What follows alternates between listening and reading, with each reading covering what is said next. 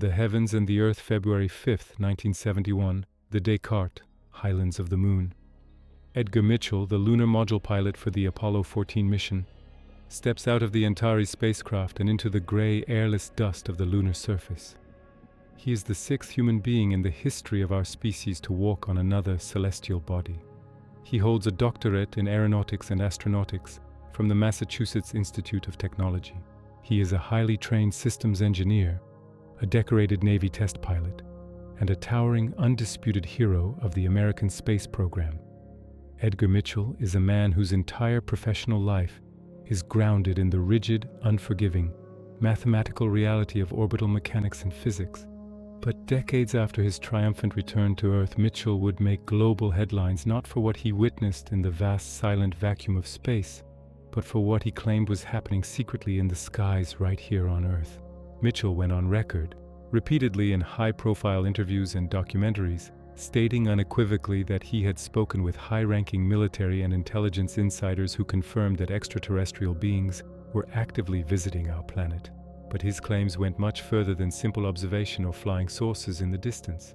Mitchell asserted that these beings were actively monitoring the White Sands Missile Range in New Mexico, the very birthplace of the atomic bomb. Even more shockingly, he claimed these extraterrestrials had actively intervened during the height of the Cold War, using advanced technology to shoot down test missiles and working behind the scenes to prevent humanity from destroying itself in a global nuclear holocaust. It is incredibly easy for mainstream historians and the public to write this off. The headlines belong to the sensationalism of UFOs, tinfoil hats, and late-night sci-fi conspiracies. But when a man who has successfully navigated a fragile tin can 240,000 miles across the lethal void of space to the moon speaks, we owe it to history to look closer. Because 200 miles beneath Mitchell's astronomical claims, in the scorching deserts of the American Southwest and the claustrophobic classified bunkers of the Cold War, a different kind of reality was playing out. A reality of black-budget espionage, experimental technology, and a psychological paranoia so deep it distorted the very sky above us. So the context, the fog of the Cold War. To understand what Mitchell's highly placed military sources were actually seeing, you have to transport yourself into the hyper-paranoid environment of the American military-industrial complex in the 1950s and 60s. The world was not just politically divided, it was standing on a razor's edge over a radioactive abyss. By the mid-1960s, the United States possessed an arsenal of over 30,000 nuclear weapons. The Soviet Union was racing at breakneck speed to match and exceed them. The reigning geopolitical doctrine of the era was MAD, mutually assured destruction.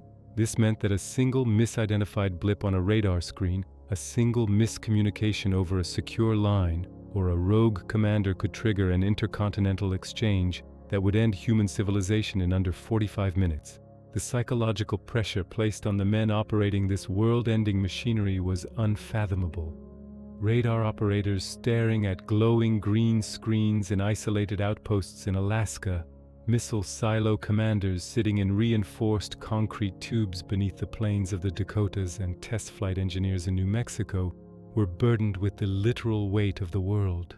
In this atmosphere of constant existential dread, the sky over places like White Sands and Roswell was indeed filled with things that were highly classified, deeply strange, and fundamentally terrestrial. The US military was desperately testing the absolute bleeding limits of aerospace engineering, decades ahead of what the public knew. The battle, chasing phantoms in the desert. Consider what was actually flying over the American Southwest during this era. There were massive, high-altitude reconnaissance balloons equipped with specialized acoustic sensors designed to listen for the shock waves of Soviet nuclear tests halfway across the globe, a classified endeavor known as Project Mogul, the very project responsible for the Roswell crash debris. There was the U-2 spy plane flying at an impossible 70,000 feet, gleaming silver in the stratosphere, reflecting sunlight long after the ground below had gone pitch dark.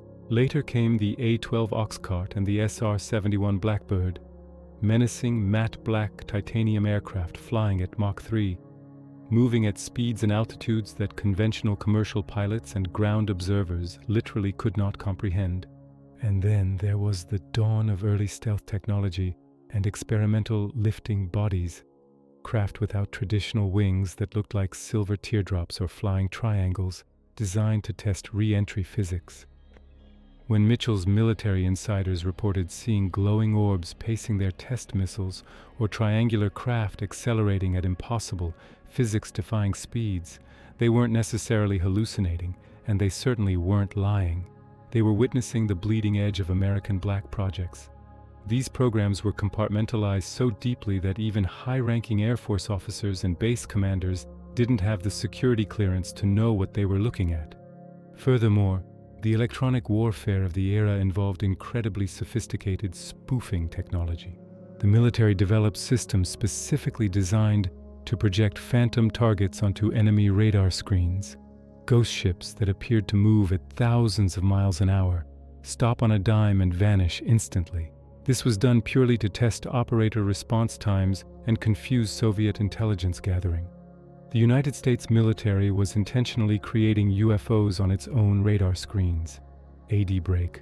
When you are crafting a documentary narrative about Cold War paranoia, classified military technology, and the eerie mysteries of the night sky, your soundtrack is your most important classified weapon. You need audio that conveys the profound isolation of a subterranean radar bunker, the sudden, sharp shock of an unexplained signal, and the slow burn, suffocating tension of a nuclear countdown. That's where epidemic sound comes in. Consider them your secure intelligence drop for production assets. They offer a massive library of high-quality, royalty-free music and sound effects. No copyright strikes from shadowy algorithms to take down your channel. Just reliable access to thousands of tracks. Need a pulsing analog synth score that feels right out of a 1960s espionage thriller? The hum of a mainframe computer? The frantic click of a Geiger counter? Or the haunting static of a scrambled radio transmission? Epidemic Sound has it. Right now, Epidemic Sound is offering a free trial. Use the link in the description to access the library. Thanks to Epidemic Sound for sponsoring this declassification of history. Now back to White Sands and the missiles that refused to fly. The decisive stroke, the psychology of the silo.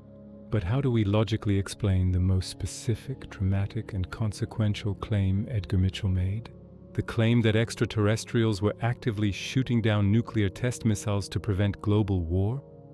During the early days of the Cold War intercontinental ballistic missile program, the technology was incredibly volatile and largely untested.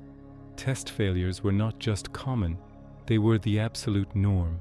Atlas, Titan, and early Minuteman rockets routinely exploded in massive fireballs on the launch pad, veered wildly off course, requiring the range safety officer to trigger remote detonation, or simply disintegrated in the upper atmosphere due to microscopic engineering flaws and aerodynamic stress. Now place yourself in the mind of a missile engineer or a military officer in 1960. You are living in a culture drowning in the fear of atomic Armageddon. You are spending your life building the very instruments of the apocalypse. The human mind, when faced with overwhelming terror, existential guilt, and the constant prospect of global annihilation, desperately seeks a psychological safety net. For the men sitting in the silos and the bunkers, burdened with the power to incinerate cities and end millions of lives with the turn of a key, the idea that an advanced, benevolent intelligence was watching over us, a cosmic parent ready to step in, disable the warheads, and stop us from pulling the trigger, wasn't just an idle conspiracy theory. It was a vital subconscious psychological coping mechanism. It was a modern mythology built specifically to process atomic anxiety. Edgar Mitchell wasn't lying, and he hadn't lost his mind. He was faithfully reporting what deeply traumatized, highly stressed military insiders had genuinely, earnestly convinced themselves was true. They looked at highly classified drone tests, anomalous radar ghosts, and catastrophic rocket failures, and they synthesized all of it through the lens of a generation desperate for a savior. The revelation. The profound revelation of Edgar Mitchell and Conway's claims is not that aliens saved us from the Cold War. The revelation is a heartbreaking, intimate look at the psychological toll the nuclear age took on the human soul. The aliens at White Sands were a reflection of our own terror. We had built weapons capable of shattering the Earth, and the people responsible for managing them were so terrified of their own apocalyptic power that they looked to the stars for adult supervision. It teaches us that in the face of ultimate self-inflicted destruction, humanity will construct whatever narrative it needs to survive the night. We wanted the skies to be filled with protectors because the alternative, that we were entirely alone in the dark, holding a loaded gun to our own heads with a trembling, imperfect finger, was simply too terrifying to bear. The true mystery isn't what was flying in the sky over New Mexico. It's the fact that despite the extreme paranoia, the system errors, and the suffocating fear, we somehow never pulled the trigger.